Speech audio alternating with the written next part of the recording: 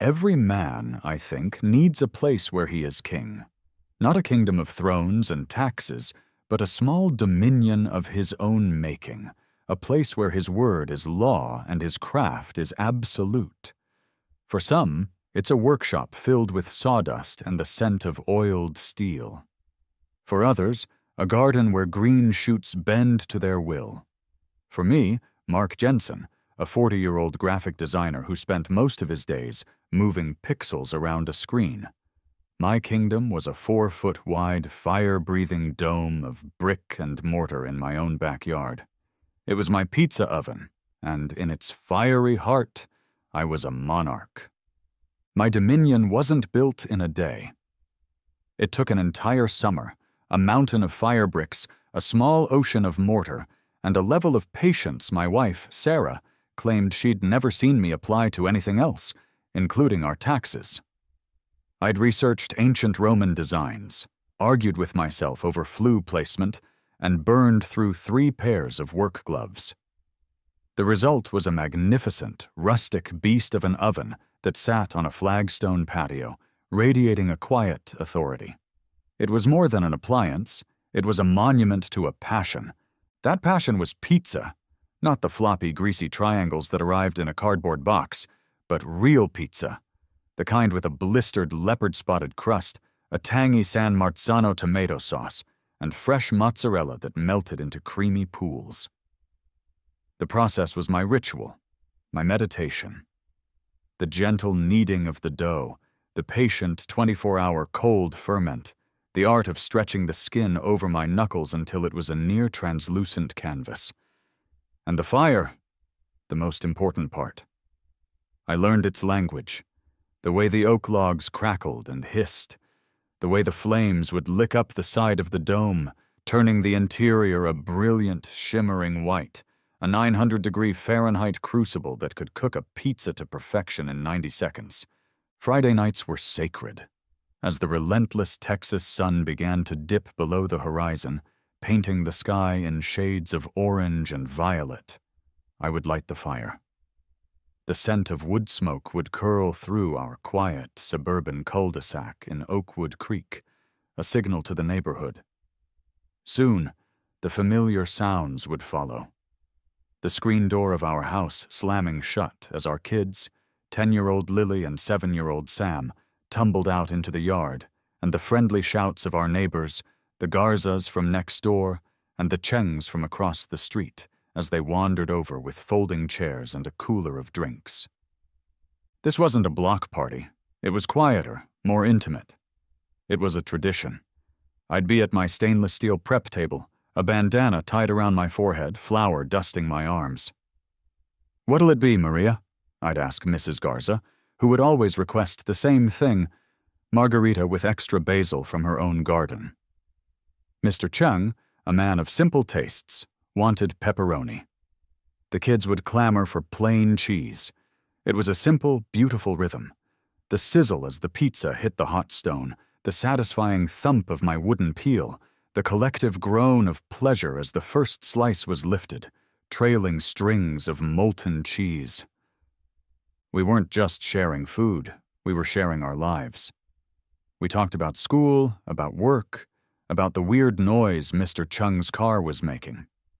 In a world that felt increasingly disconnected, my pizza oven was a hearth, a gravitational center that pulled us all together. It was the best part of my week, the physical manifestation of the home and community I'd always wanted. I was the king of my small, flower-dusted kingdom, and my subjects were happy. The reign of peace, however, was destined to be short-lived. The serpent in my Eden arrived not on foot, but in a pristine, white golf cart that hummed with an unsettlingly quiet electric motor. Her name was Brenda Miller. She had recently been elected president of the Oakwood Creek Homeowners Association, an organization that, until her arrival, had mostly concerned itself with reminding people to mow their lawns and planning the annual 4th of July parade. Brenda, a woman in her late 50s with a helmet of perfectly coiffed blonde hair and the stern gaze of a hanging judge, took her new role with the solemnity of a coronation. She patrolled the neighborhood with a clipboard and a measuring tape, documenting violations with a grim satisfaction. We'd seen her from a distance, but that Friday she brought her campaign of suburban tyranny to my doorstep. She didn't stop at the curb. The golf cart rolled onto the edge of my driveway, its tires crushing the carefully edged grass. She didn't get out. She just sat there, watching us. Her eyes, magnified by her glasses, scanned the scene, the happy families, the laughing children, the glorious oven. She lifted her phone and, without a word, began taking pictures. The flash was startling in the twilight. The warm, friendly atmosphere instantly chilled. Mr. Garza lowered his slice of pizza. The kids fell silent. Brenda stared at me, her expression a cocktail of disapproval and discovery. It was the look of a predator that had just found a new, interesting species of prey. Then, as silently as she arrived, she put the cart in reverse and hummed away into the darkness. "What was that about?" Sarah asked, her brow furrowed with concern. "I have no idea," I said, trying to sound casual, but the magic of the evening was broken. The fire in the oven seemed a little less warm. The answer arrived the next afternoon. It wasn't a knock on the door or a phone call. It was an email, cold and impersonal, sent from the official HOA address. The subject line hit me like a splash of cold water. "Official notice of violation, unapproved structure, and fire hazard?" My hands trembled slightly as I opened it. The text was a masterpiece of passive-aggressive bureaucratic jargon. "Dear Mr. Jensen, it has come to the attention of the Oakwood Creek HOA Board that an unapproved exterior structure has been erected on your property at 124 Willow Lane. Furthermore, the regular operation of this open-flame cooking apparatus has been deemed a potential fire hazard and a smoke nuisance to the surrounding community, in violation of Bylaw 7.4, Exterior Modifications, and Bylaw 9.2, Community Nuisances. A fine of $100 has been assessed to your account. You are hereby instructed to cease all operation of the structure immediately. Failure to comply will result in further fines and corrective action. Sincerely, Brenda Miller, President, Oakwood Creek HOA." I read it twice, then a third time. Unapproved structure, fire hazard, nuisance. The words felt alien, a grotesque distortion of my beautiful oven, my Friday night tradition. It wasn't a structure, it was a hearth. It wasn't a hazard, it was a passion. And it wasn't a nuisance, it was the heart of our little community. Brenda Miller had taken pictures, not of a violation, but of our joy. And she had decided, from the cold seat of her golf cart, that it had to be extinguished. The first shot had been fired. My kingdom was under siege. My first instinct was that this had to be a misunderstanding. Brenda was new. Maybe she didn't understand. Maybe if I just explained it to her, woman to man, neighbor to neighbor, she would see reason. I was a reasonable person. I believed in dialogue. I would soon learn, incredibly naive. I found her number on the HOA website and called her that evening. She answered on the second ring, her voice crisp and impatient. "Brenda Miller." "Hi, Brenda. This is Mark Jensen from 124 Willow Lane," I began, my tone friendly and conciliatory. "I'm calling about the email you sent. I think there's been a bit of a mix-up." "There is no mix-up, Mr. Jensen," she replied, her voice dropping a few degrees. "The notice is perfectly clear." "Well, yes, but the oven has been here for 2 years, I explained. "I built it myself to exacting safety standards. It's safer than most gas grills, and it's really brought the neighbors together. I was hoping—" She cut me off. "Mr. Jensen, your personal feelings on the matter are irrelevant. The bylaws state that any permanent exterior modification must be pre-approved by the Architectural Review Committee. Was it?" No, but the previous HOA president, Jim. He saw me building it. He loved it. He used to come over for pizza, I said, grasping for straws. Jim was lax, she said, the word dripping with disdain. His lack of enforcement is why this neighborhood's standards have slipped. I am here to correct that. Your little barbecue is not in compliance. The condescending pause before barbecue was a deliberate, calculated insult. It was a slap in the face. She was trivializing the thing I had poured my heart into. My reasonable approach was hitting a brick wall of pure, unadulterated pettiness. It's a brick oven, Brenda, I said, my patience fraying. It's a beautiful piece of masonry. It's an unapproved structure, and it's a liability. That's the end of this discussion. She hung up. I stood there, phone in hand, listening to the dial tone, my blood simmering. My next step was the monthly HOA meeting. I prepared meticulously, printing out photos of the oven during its construction, close-ups of the flue and spark arrestor, and even pictures of the happy neighborhood gatherings. I was ready to make a passionate, logical appeal to the board.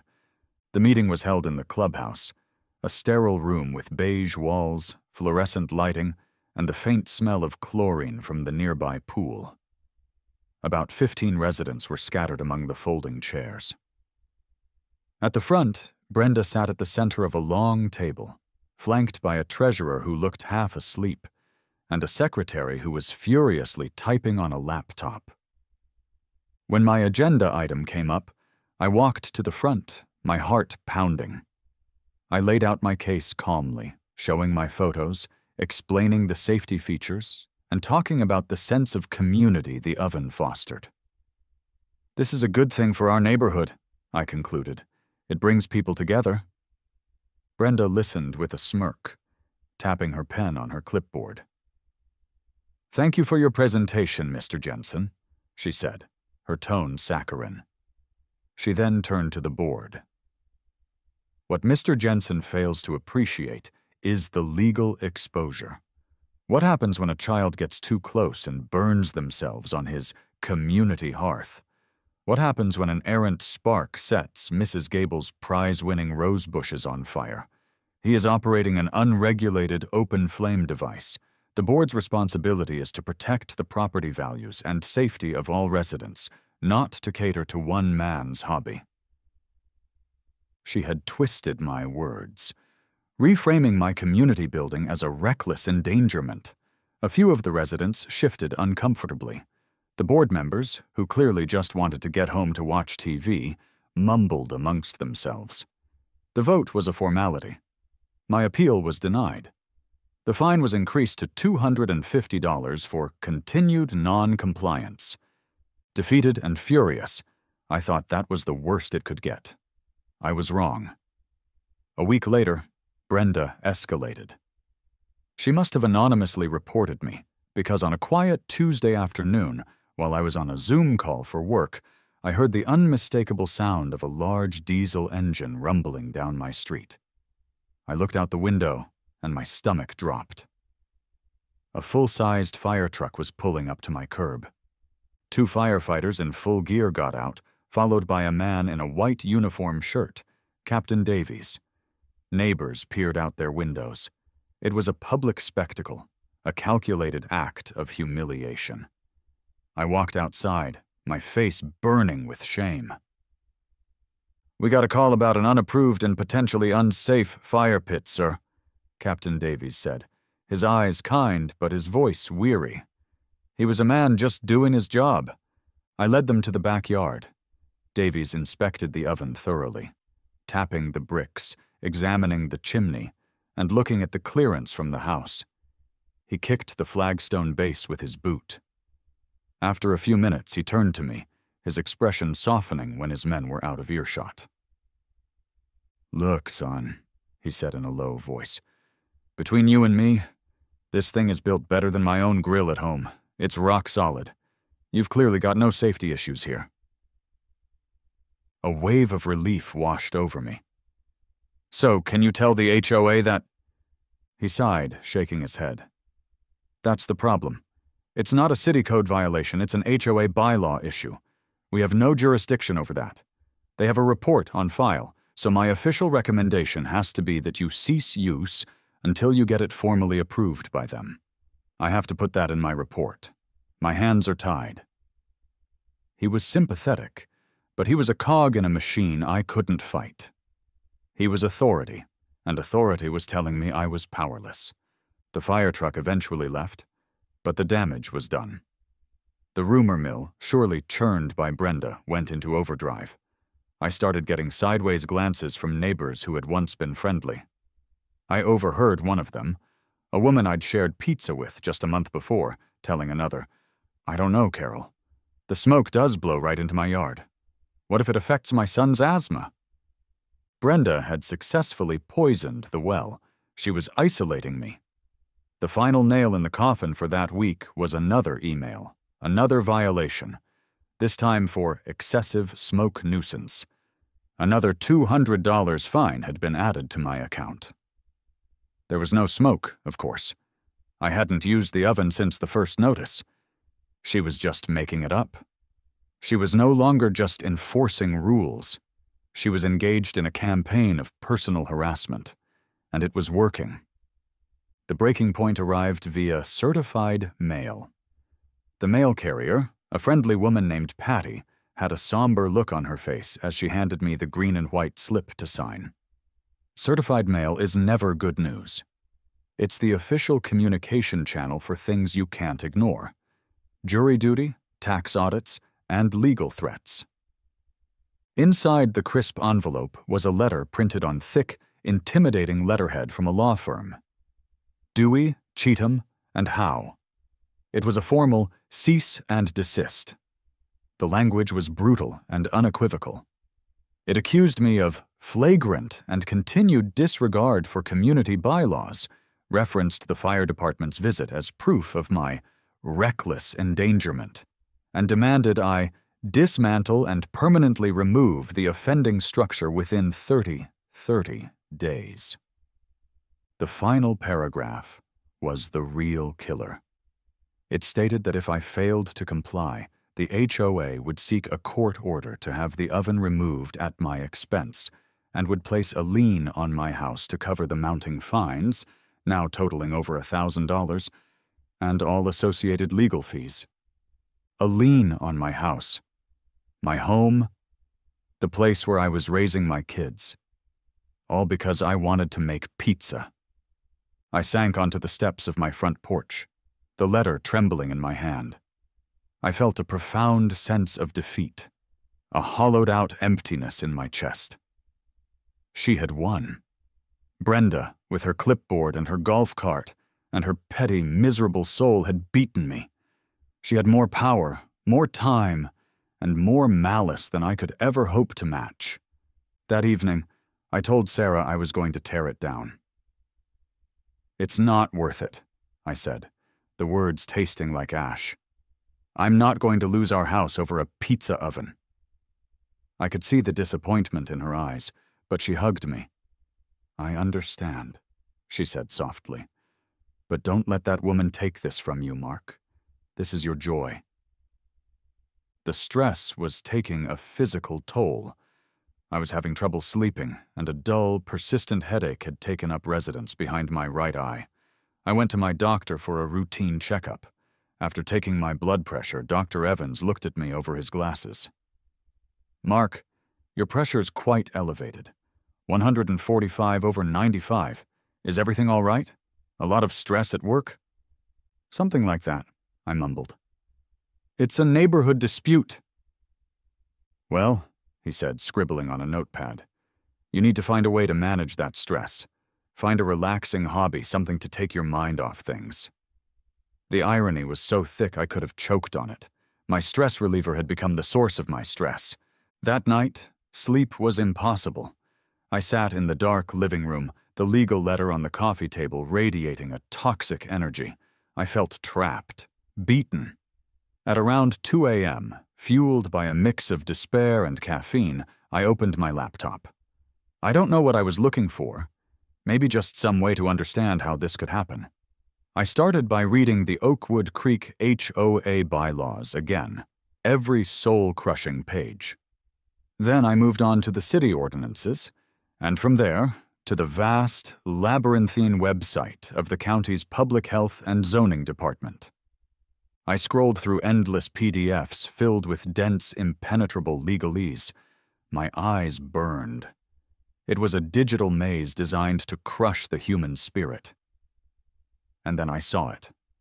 Buried deep within the County Commercial Code, Section 4B, subsection 12, under the heading Food Service Operations, was a single, beautiful paragraph. It stated that any food preparation equipment, regardless of its location in a residential or commercial zone, that has been fully inspected and certified for commercial use by both the County Health Department and the County Fire Marshal shall be considered a compliant commercial appliance. As such, its operation would be governed by commercial, not residential codes. The paragraph concluded with a sentence that made my heart leap. Tate? Such certification supersedes any and all community, covenant, or homeowner association bylaws related to cosmetic standards, nuisance complaints, or unapproved residential modifications. I read it again and again. It was a loophole, a secret passage, a goddamn Excalibur waiting to be pulled from the stone. Brenda was attacking my hobby. She was coming after Mark Jensen, the suburban dad, but she had no jurisdiction over a legitimate, licensed business. A new energy surged through me, hot and clear. It was the righteous fury of the wronged, the sudden clarity of a man who had just found a weapon.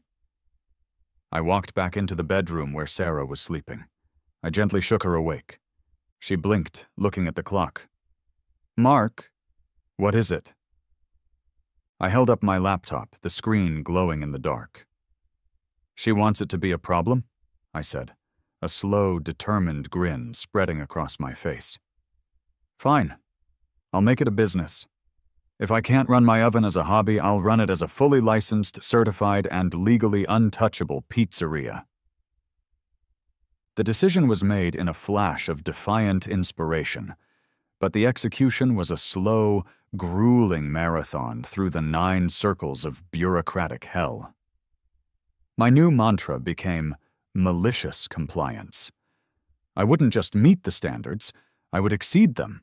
I would build a fortress of paperwork so impenetrable that Brenda Miller's complaints would bounce off it like pebbles off a tank. My first stop was the County Health Department, a drab, beige building that smelled of floor wax and quiet desperation. I was directed to a cubicle occupied by a stern-looking woman named Miss Albright.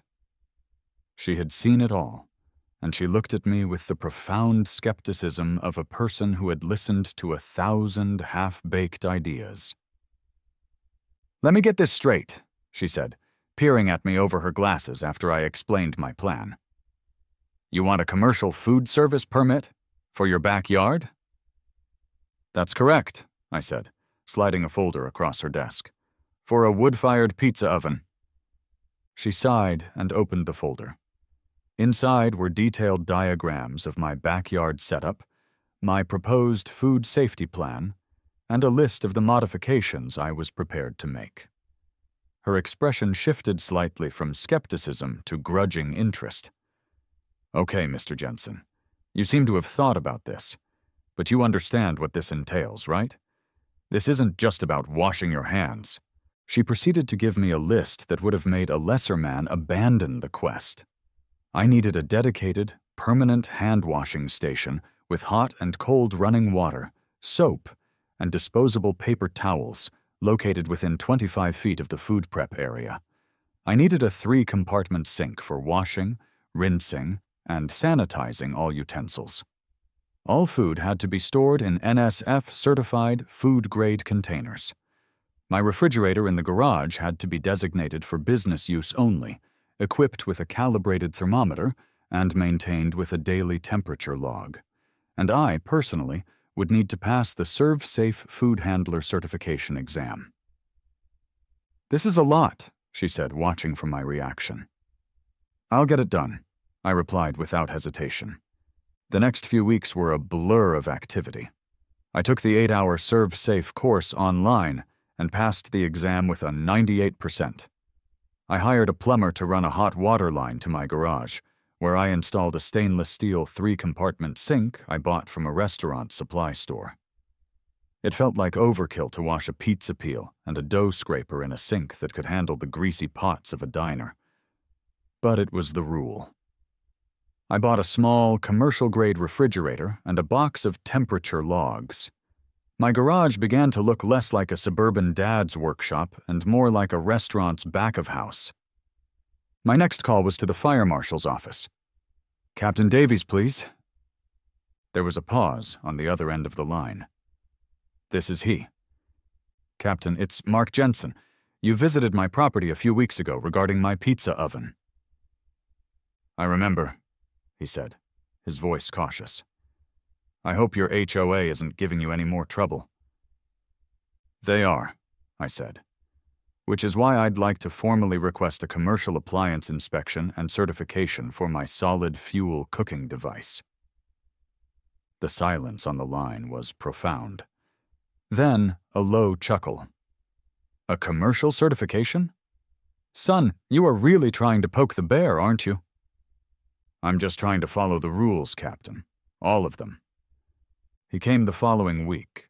I showed him the Class K fire extinguisher I had professionally installed on the wall near the oven, the clear signage indicating its location, and the detailed fire safety plan I had written up. He walked around the oven again, clipboard in hand. This time his inspection was not just a courtesy. He measured the distance to the fence line, checked the chimney cap again, and reviewed the manufacturer's specs for the fire bricks I had used. Finally, he clicked his pen and signed the bottom of the form with a flourish. "Mr. Jensen," he said, handing me my copy, "as of this moment, you are the proud operator of a fully certified commercial cooking appliance. Congratulations and good luck. I have a feeling you're going to need it." It was my first official piece of armor. I felt 10 feet tall. The final frontier was the city's Small Business Administration. I spent hours on their clunky website, filling out form after form. I officially registered The Weekend Slice, LLC. I applied for a state sales tax ID. I filed for a local business license. Each step required a fee, and the costs were adding up. The sink, the refrigerator, the permits, the lawyer I'd hired for a single hour of consultation to confirm my loophole theory. It all went on the credit card. One evening, Sarah sat down at the kitchen table with the credit card statement, her face etched with worry. "Mark, this is almost $4,000. Are you sure about this? What if it doesn't work?" I took her hand.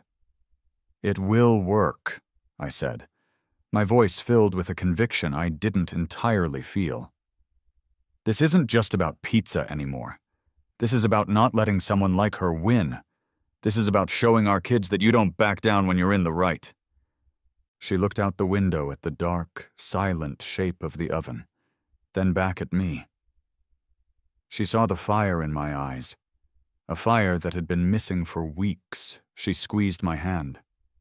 "Okay," she said. "Let's do it." Meanwhile, Brenda was watching. I'd see her golf cart creep past my house, her head turning slowly as she surveyed the plumber's van, the delivery of the stainless steel equipment. Her face was a mask of confused suspicion. She knew I was up to something, but she couldn't figure out what. She sent one last probing email, dripping with false concern. Subject: unapproved commercial activity. "Mr. Jensen, it has been noted that commercial-grade equipment has been installed on your property. Please be advised that operating a business from a residential property is in strict violation of—" My lawyer had given me one crucial piece of advice. Don't engage, don't respond. Let her build her case on assumptions. Wait until you have every permit in hand. Wait until you're open for business. Let her walk right into the trap. So I moved her email into a folder I had labeled Evidence and continued my work. The trap was almost set. The long, grueling grind was nearly over. With a thick binder containing every permit, license, and certification, I was finally ready. The time for silent preparation was over. It was time to launch the counteroffensive. I chose my battlefield carefully. The neighborhood's private Facebook group, the very place where whispers and rumors about my dangerous oven had spread. On a Thursday evening, I drafted my post. Hello, Oakwood Creek. I'm excited to announce the official grand opening of the Weekend Slice. Many of you have enjoyed the pizza from my backyard oven over the years, and now I'm thrilled to make it official. The Weekend Slice is a fully licensed, insured, and health department certified pizzeria operating right here in our neighborhood. We will be open for business this Saturday and Sunday from 12 p.m. to 6 p.m. All pizzas are 12 inches, made with fresh, hand-stretched dough and the finest ingredients. Come on down to 124 Willow Lane to place your order. Pre-orders via private message are highly recommended to secure your spot. It's been a long journey to get here, and I can't wait to share my passion with all of you, legally and deliciously. Mark Jensen, owner, The Weekend Slice, LLC. I attached a photo of my crisp, new business license and the Grade A certificate from the health department. Then, I clicked Post. The reaction was immediate and explosive. Within an hour, there were over 100 likes. The comments poured in. Yes, I am so there! Congrats, Mark! From Mrs. Garza. This is the best news I've heard all year. Can I pre-order 3 pepperonis? From Mr. Chung. A true neighborhood legend. Way to stick it to the man or woman! From a resident I barely knew. My inbox was flooded with pre-orders. By Friday night, I had orders for over 50 pizzas. The community I thought I had lost was rallying to my side with a fierce, pizza-fueled loyalty. Saturday morning felt like the dawn of a new era. The air was crisp and clear. Sarah and the kids helped me set up. We had a small folding table with a cash box and a sign displaying the simple menu: margarita, pepperoni, and a weekly HOA special. This week's special was the Petit Pesto, a chicken and pesto pizza that felt appropriately pointed. At exactly 12 p.m., our first customer, Mr. Garza, arrived. "One margarita, my friend," he said with a huge grin. "And let me say it is an honor to be your first official customer." Soon, a line formed down my driveway. It was incredible. Neighbors I hadn't spoken to in months were there, shaking my hand, telling me how much they admired what I was doing. The atmosphere was celebratory, like a festival. I was a whirlwind of motion, stretching dough, ladling sauce, and sliding pizzas into the roaring 900-degree oven. The smell of baking bread and melting cheese filled the air. This wasn't just my kingdom anymore. It was a community celebration. At around 1:30 p.m., at the peak of the lunch rush, I saw it. The white golf cart. It appeared at the end of the cul-de-sac, moving slowly, menacingly. Brenda Miller was at the wheel, her face a thundercloud of righteous fury. But she wasn't alone. Following behind her was a police cruiser. The happy chatter in my driveway died down. Everyone turned to look. The cruiser pulled up to my curb, and 2 officers got out. Brenda marched onto my property, pointing a trembling finger at me. "That's him, officers!" she declared, her voice shrill enough to curdle milk. "He is running an illegal, unlicensed business from his home. He's a menace. Shut him down immediately." The entire neighborhood was watching. This was it, the final showdown. The 2 officers, a man and a woman, approached me calmly.